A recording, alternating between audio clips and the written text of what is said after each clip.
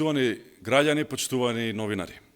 Владата предводена од СДСМ, преку одговорен, државнички пристап, ги реализираше двете стратешки цели на надворешната политика. По полноправното членство во НАТО ги започнавме преговорите за членство во Европската Унија.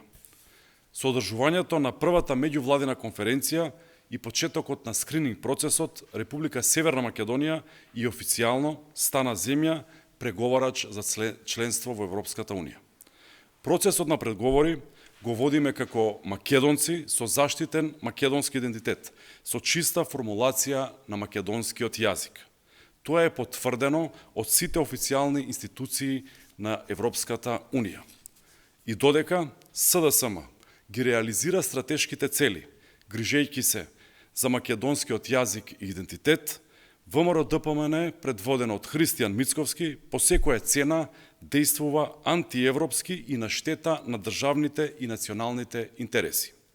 Исто како и при приемот во НАТО, ВМРО-ДПМН, предводено од Христијан Мицковски, прави се за да го попречи процесот на интеграција во Европската Унија. Иницијативата за референдум на Мицковски не е ништо друго, освен последен, ама буквално последен очајнички обид да се попречи европската иднина на државата. Оваа иницијатива, која е осудена на неуспех, е исклучиво за внатре партиска употреба на Мицковски за да ја спаси сопствената фотелја во Белиот дворец. Мицковски веќе нема поддршка ниту во сопствената партија, а единствен партнер во неговите деструктивни политики е политичката партија Левица, декларирана како анти-ЕУ и анти-НАТО опција. Мицковски бара референдум да се поништи договорот за добрососедство со Бугарија, кој тој лично и јавно пред високи бугарски представници го поддржа.